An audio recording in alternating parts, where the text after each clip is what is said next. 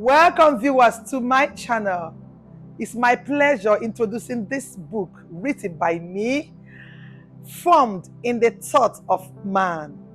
My name is Oby Udeze, your regular host. Today from this book, we will be treating formed in the thought of man. I will start by reading Genesis 1:27. So God created man in his own image.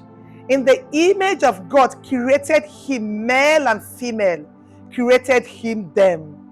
And God blessed them, and God said unto them, be fruitful and multiply, and replenish the earth, and subdue it, and have dominion over the fish of the sea, and over the fowl of the air, and over every living thing that moveth upon the earth.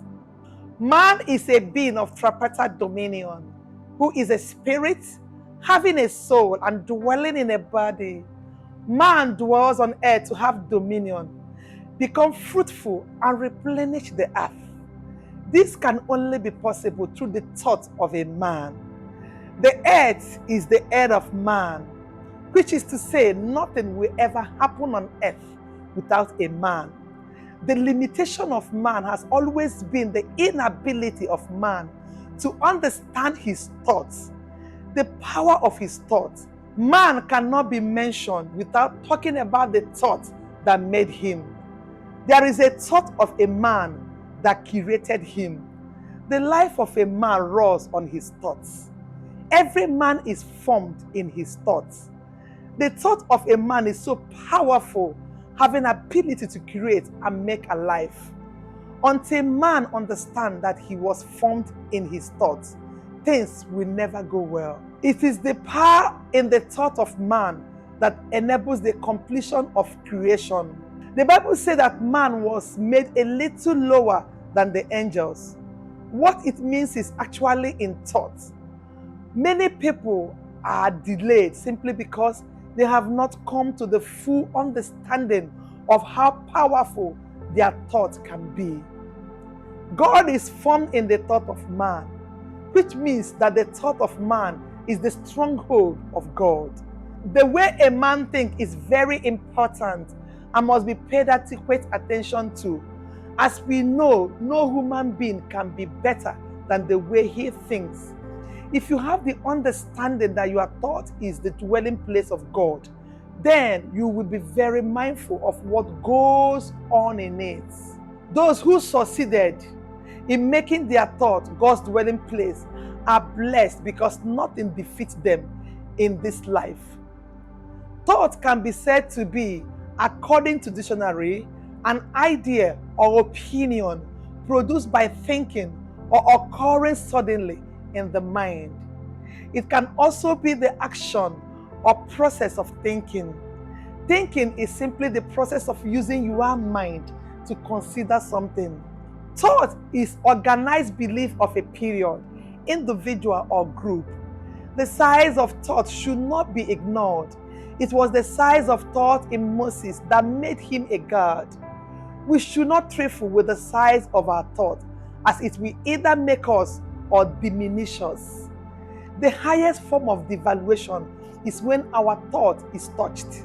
We are our thought, and our thought speaks of our real selves and value before God and man.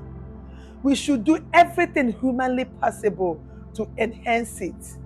It was the size of Moses' thought that made him the best person to lead the Israelites out of the land of bondage.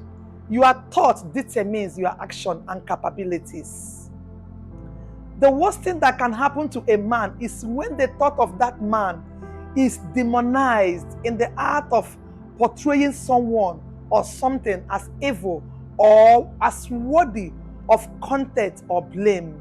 When a man's thought is demonized, there will be constant suspicion and a systematic disregard of positive views.